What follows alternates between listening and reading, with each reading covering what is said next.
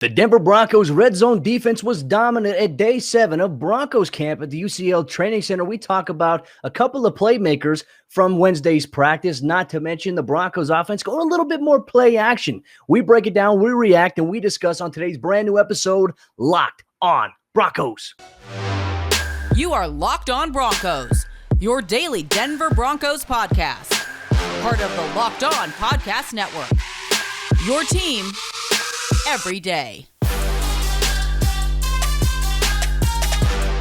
What's up, Broncos country? Welcome back into a brand new episode, Locked On Broncos, your daily Denver Broncos podcast here on the Locked On NFL Network, your team every day from the South Stands to the end zone. I'm your host, as always, Cody Roark, Broncos analyst for the Locked On NFL Network and 9 News. You can follow me on Twitter at Cody Roark NFL. Follow the podcast at Locked On Broncos. Like us on Facebook. Make sure you hit that follow button on your favorite audio podcasting platform, Apple Podcasts, Google Podcasts, Spotify, or the Odyssey app. And not to mention, hit that subscribe button here on YouTube if you like to watch us in video format.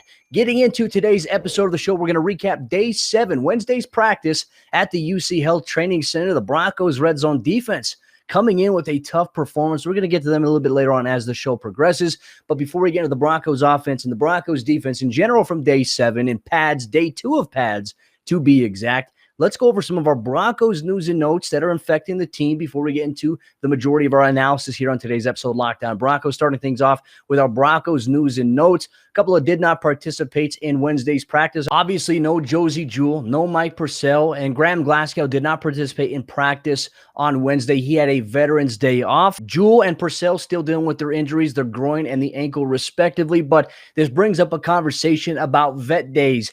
You see people going back and forth on social media arguing about players don't have the right to have a vet day. I think that it's just laughable at this point because here's the deal. Graham Glasgow went healthy. He is a big-time investment for the Broncos. Going back to last season, they spent a lot of money for him. So for a guy who had injuries last season, you want to give him a chance to have a vet's day off. He's earned it. He's been an Ironman in the NFL throughout his career with the Detroit Lions. You give a guy a vet day off. It's not a big deal, but we got people arguing about players not deserving vet days off. Here's the deal. It's a grueling NFL season. You're going to have 17 official NFL regular season games. I think that teams are rightful enough to go through each week and give a guy a vet days off. It's going to happen in season. You're going to see various players. You're going to see Vaughn. You're going to see Kareem. You're going to see some of these guys get some vet days off in season because it's important if you want to preserve them. What's more important for the Broncos?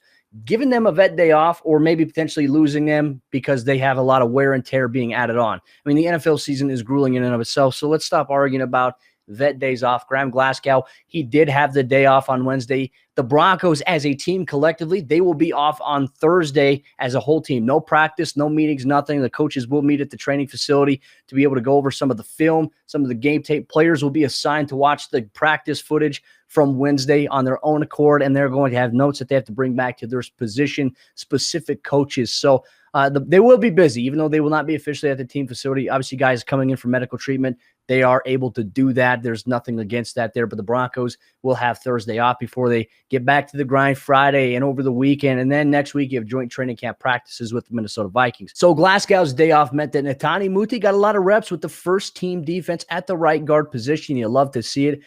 This is a great insight for the Broncos during this time to be able to see what he can do. I mean, we saw a little bit of what he could do last season, but in terms of getting him more reps, more acclimated with the playbook now. Nice to see Moody being one of those guys that will get some consideration from this coaching staff if, in fact, Graham Glasgow does have any injury concerns this upcoming season. But as of right now, Glasgow is the right guard for the Broncos. Outside of that, on the offensive line side of things, there is a season-ending injury for one of the Broncos camp bodies, and that's Cody Conway, an offensive lineman who went down in practice on Tuesday, was carted off. The diagnosis, according to our 9 News reporter Mike Kliss, is that Conway suffered a torn ACL. He will have surgery. He will be out for the entire season. So his journey right now to the Broncos, to the NFL, kind of takes a little bit of a backseat as he now prepares for surgery in the rehab process to maybe come back and be a training camp body next year for the Broncos. I'm sure they'll take a look at him, but that's obviously a little bit too far away from now. But obviously, wish you the best, Cody Conway, in your recovery. ACLs are a mental journey as much as they are physical. I know what it's like. Outside of that, one Broncos player did return to practice, though, on Wednesday. That's KJ Hamler, who was in the COVID protocols on Tuesday. He had a positive test for COVID-19. He took a test 30 minutes later. It came back negative, so it was being treated as a false positive.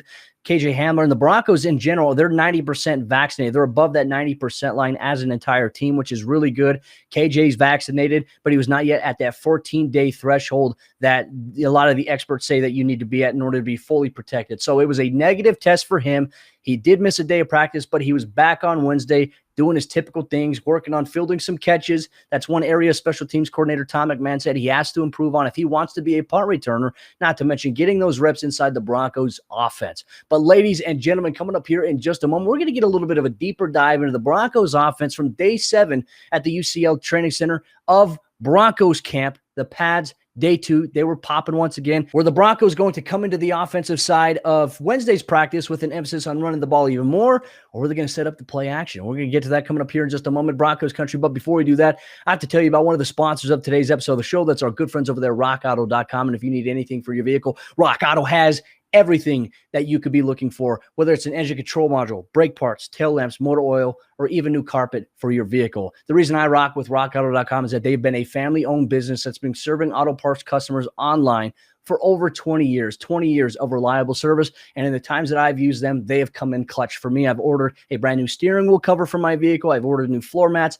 and they delivered it directly to my door. I also like their catalog on their website over there, rockauto.com, because I can quickly search based on my vehicle, based on year, make, model. I get to choose the brands, the specifications, and even the prices that I prefer for something that I'm looking for my vehicle. Whether it's for a renovation project, whether I need a new part replacement, rockauto.com is my go-to anytime I need something for my vehicle, and I want you to make it yours as well. Make sure you go to rockauto.com right now.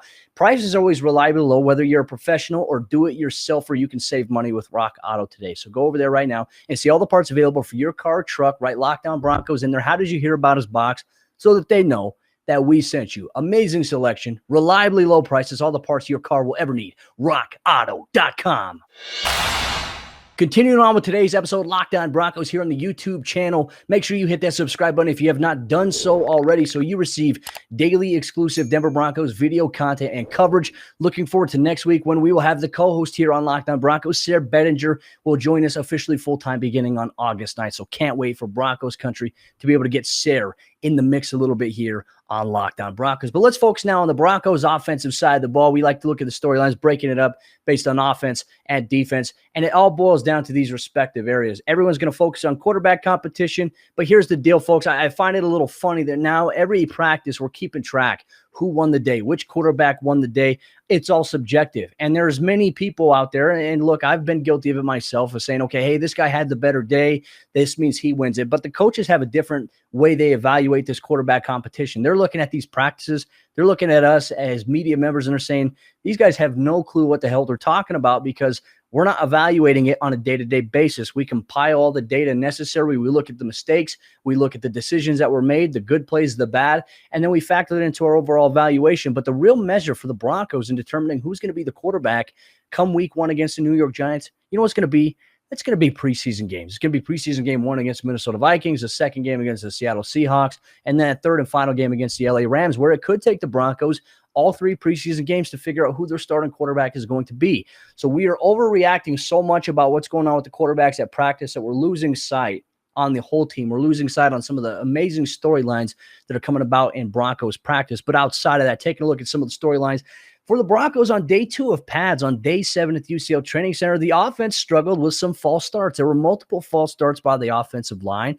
I had touched on this a little bit earlier on in the week that really when you see false starts, you want to get them out of the way in training camp. You want to get them out of the way in practice. That way, when you go into a game, you can just go. Now, when it hinders you in a game, it just goes back to a lack of focus.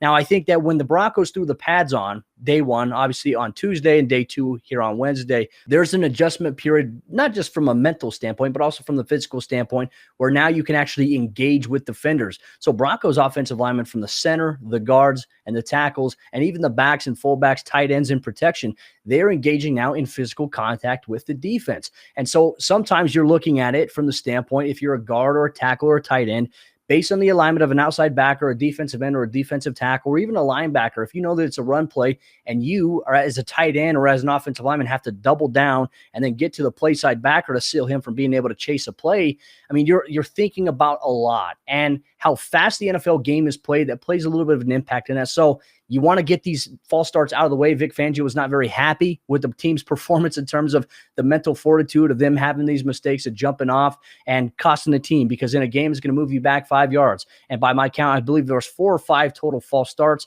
So when you factor it in, that's 20 to potentially 25 yards of penalties right there off of something as simple as not knowing what the cadence is or being a little bit too antsy before the snap. So we'll see if the Broncos can get that cleared up heading into Friday's practice. Like I mentioned, no practice on Thursday for the team.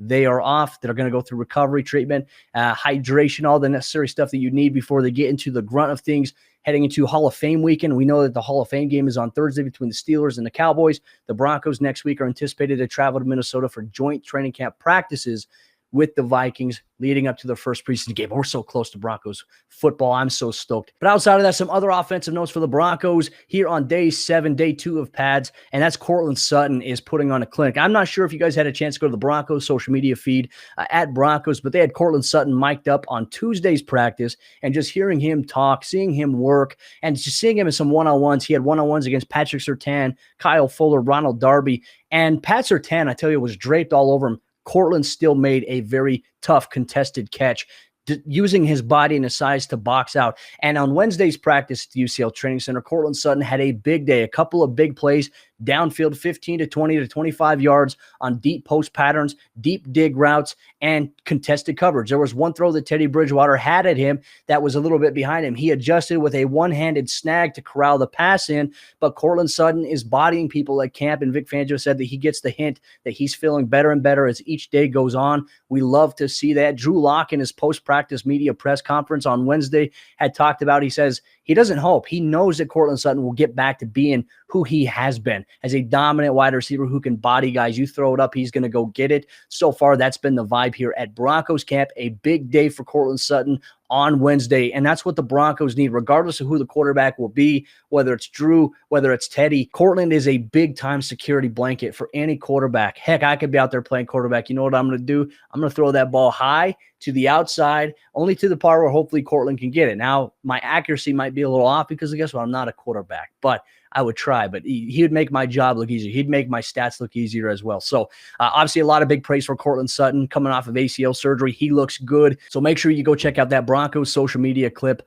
at Broncos on Twitter, but it's good to have Courtland back. And he's always saying yes, sirski. So that's always something I find myself saying now. So it's good to see Courtland running around being effective, because the Broncos, they will need him. He's a big-time threat for them on the offensive side of the ball, and he will be so massive. If the Broncos offense is going to be successful, he will be such a big part of that here in 2021. Outside of that, the Broncos on Tuesday's practice, day 1 of pads, they opened up with a heavy emphasis on the running game. Well, on Wednesday, day 2 of pads, they focused a little bit on the play action, the passing game, moving the ball, 2-minute drill. These are some of the situational stuff that the Broncos got into, but let's talk about play action. Teddy Bridgewater found Noah Fant for a deep touchdown wide open. He rolled out to his right. He threw it. Noah Fant was wide open on a vertical seam. Justin Sternad was in coverage. You love to be able to see the play action. I think that the Broncos, if they can run the football, they can open up the passing game with play action, but then they could do so much more. It doesn't always have to just be these checkdowns. It doesn't always have to be shotgun or pistol. I think the Broncos have the opportunity to do a lot of that, but play action in a West Coast style of offense is usually what opens up everything else for the team. So with all the talent that the Broncos have, I think you're going to get a lot of those opportunities. We'll see if the Broncos continue to focus on an emphasis between getting the run going early on, opening up with play action, and then completely opening up the arsenal by the time week 3 or week 4 comes around. It's going to take some time because there's so many plays in an NFL playbook. So that's something we have our eye on. But let's get to that red zone period, the 2-minute drill. Both Broncos quarterbacks had a pretty good day for the most part, except in the 2-minute drill, where the end result was not what the Broncos had wanted. And one of them, Drew Lock, led an impressive drive with I believe it was 2 minutes, 18 seconds on the clock, led him down to the red zone, had a couple of plays. He was perfect until he threw an interception. He went 6 of 7, and Justin Simmons came away with a tremendous snag in the middle of the field there to end the series. So a promising drive by the Broncos offense, but it ended in a turnover. And I also want to throw my thought process out here on that. I'm going to get to the internet. Teddy Bridgewater was the next man up. He did the same exact thing, led the team down the field, threw an interception on a goal line fade route. Jesterman Ferris, one of the Broncos' newest signings, had an interception. He had an interception on Drew Lock the other day to end practice, and to end practice here on Wednesday, he intercepted Teddy Bridgewater, and Vic Fangio said that he's playing himself. Maybe he's got a ticket to make the team. So obviously the Broncos' new playmaker out of Hawaii making some plays here for the organization. But outside of that, in terms of the quarterbacks, yes, they made a mistake in the red zone. That's an area where the Broncos were bottom in the NFL last year, an area they absolutely have to improve on. And you want to maybe get some of these turnovers in the red zone out of the way in practice. But in a perfect world, you would come into a situation as an offense, lead your team down there, end it in a touchdown, even going perfect. Drew Lock was close to that. Teddy was pretty decent at it too, but it ended in the same negative way, a turnover. But I also want to throw it out there too. Let's not discredit the Broncos defense, because in 2019 under Vic Fangio and 2020, the Broncos red zone defense was the number one red zone defense all across the NFL. And now they're in a position defensively to have the same exact opportunity. So there's a little bit of both on there. Yes, quarterback maybe could throw the ball in a little bit of a better place. Maybe the wide receiver didn't run the full route on the fade route, but the DB made a great play. The defense isn't going to sit and wait for the offense to make a play. They're going to go make the play themselves. So both quarterbacks ended the day kind of poorly at practice. Drew Lock in his post-practice presser said, hey, that's one I'm angry about. I want to get back. And now that the Broncos have Thursday off, he's going to have to wait till Friday to be able to get a chance to improve and bounce back. Same thing with Teddy Bridgewater. But for the most part, the Broncos quarterback competition will be ongoing. But Broncos country, coming up here in just a moment, we're going to focus a little bit more on the Broncos defensive side of the ball. We're going to talk a little bit about the red zone defense, even more, how teams can adjust, how the Broncos defense can adjust as well. But before we get to that, I have to tell you about the other sponsor of today's episode of the show. That is our good friends over there, betonline.ag. And BetOnline is the fastest and easiest way to bet on all of your sports action. And with the NFL season fast approaching this week, we have the Dallas Cowboys, the Pittsburgh Steelers, the Broncos playing preseason action next Saturday. We're so excited about that. You can put your money on the line. You can win money at betonline.ag. Whether you need it for your sporting news, odds, or even contest information, they have everything on NFL, NHL, MLB, NBA, and all of your UFC and MMA action all in one place, and that is betonline.ag. You don't have to sit on the sidelines anymore, as this is your chance to get into the action as teams prep for the NFL season to begin. So I want you to head to the website or use your mobile device today to sign up, and when you do, you can receive a 50% deposit bonus on your first deposit today when you use promo code LOCKEDON. BetOnline, your online sportsbook experts. And Broncos country, as we get into the fourth quarter action of today's episode of the show, just a reminder, Locked On Broncos is your daily Denver Broncos podcast, both in audio format on your favorite podcasting provider, and not to mention video format every single day. I love interacting with Broncos country, so make sure you follow the Twitter account at Locked On Broncos. Interact with me there, also at Cody Roark NFL, and make sure you comment in the comment section on YouTube. Love interacting with all of you all throughout Broncos country. Now, previously we talked about the Broncos offense. We mentioned a little bit about the Broncos red zone defense. Now, to close out today's episode of the show, I want to focus on the Broncos defensive news and notes from day 7 of Broncos practice at the UCL Training Center. Training camp is so fun. I love it. It's a grind. We talked a little bit about the narratives that fans have about overanalyzing practice from every minute detail, but the reality is going to be the true evaluation comes in the preseason games against another team that is not your own guys. You want to use practice to get better in your day-to-day reps from your own position, from your own schematic standpoint in 7 on and also 11 on 11. You just want to improve and grow. You're not going to be critically marked for some of the things that you do in practice, the more so you would in the game. You want to be able to learn the stuff in practice, make those adjustments, and then carry it over into a game. And if you make those same mistakes in a game, obviously that's where it's going to impact you more, whether you're an offensive player or a defensive player. So let's get into our Broncos defensive news and notes here. Really just talking about Bradley Chubb. Bradley Chubb is getting a little bit more reps, increased rep usage in the team periods. And in the Broncos red zone period, he had what would have been a sack in a game. So Bradley Chubb getting some more reps. We could see him in preseason action. I tell you what, I would be very shocked if we see Bradley Chubb play against Minnesota, but I do think maybe in that second game against the Seattle Seahawks, I imagine we might see him play a little bit, a couple of reps, maybe even a series, maybe a whole half. I mean, that's up to the Broncos coaching staff, but you want to get guys as ready as possible. But Chubb so far looking good, getting more comfortable since being introduced into the team period for the Broncos during practice here at the UCL Training Center. Outside of that, let's go back to the Broncos red zone defense. Now, I wanted to go back. I mentioned earlier on the show that in 2019, 2020, Vic Fangio had the number 1 red zone defense in the NFL. And last year, still, they had the number 1 red zone defense despite all the injuries, despite no Von Miller all season long, despite Bradley Chubb missing a couple games, despite Shelby Harris being out. That Broncos red zone defense held firm. You love to see that. And now with all the talent that they have, I mean, I think that there's a real legitimate on paper title that we can say right now that they're favorites probably right now entering the 2021 season to be the number one red zone defense once again. A lot of the personnel packages, they've gotten beefier. They've added more talent in the secondary. The defensive line, I imagine, are going to add more guys there. McTelvin Najim and Marquise Spencer, also some players that have been standing out in Broncos camp practice. So Denver's got options, which is a good thing to note. We'll see how things go. But like I said, they have the potential to be the number one red zone defense in the NFL for a third consecutive year. A lot of credit goes to Ed Donatel, the position coaches specifically, and also Vic Fangio for a philosophy that puts these Denver Broncos players in a good position to succeed on the defensive side of the ball. Outside of that, let's talk about Justin Simmons. His first interception of training camp comes against Drew Lock in that red zone period. And one of the things I think that the Broncos really plan on doing this year is allowing him to play a little bit of that robber role and a little bit more on that free side this year. He can play free because he doesn't have to worry too much this year with the Broncos cornerback depth if they remain healthy. He doesn't have to worry about playing so much over the top and doing a little bit extra as he was last year. Now, last year, I go back to the Atlanta Falcons game. The Broncos had him moving all over the place, being over the top, being an extra help defender against some of the wide receivers that the Atlanta Falcons had due to the Broncos cornerback depth. I mean, right before the game, Bryce Callahan was called out with an ankle injury. You had Devontae Harris having to step up into that role. You had a lot of other guys, Michael Ojemudia stepping into that role as well. Some young guys, Aseng Bassey playing inside that nickel. It really put the Broncos in a tough spot. And so the Broncos asked a lot out of Justin Simmons. And look, I thought he came up big for them last season. He did so much for the defense. Now I think he can play a little bit more free, a little bit more loose without having to have so many restrictions just based on some deficiencies that the Broncos defense had at other positions. And he was a last line of defense option for them. So that means that we get a pretty good idea as to how Vic Fangio values Justin Simmons and how the organization does. Obviously, George Payton rewarding that with a long-term contract extension. So continue to see Justin Simmons continue to make plays there. Also of note, Kareem Jackson and Justin Simmons, according to EA Sports Madden NFL 22, they are the top-ranked safety duo, the highest-rated overall duo in Madden football this year. Take it for what you want. I mean, we have our debates about Madden every single year. I'm going to play it.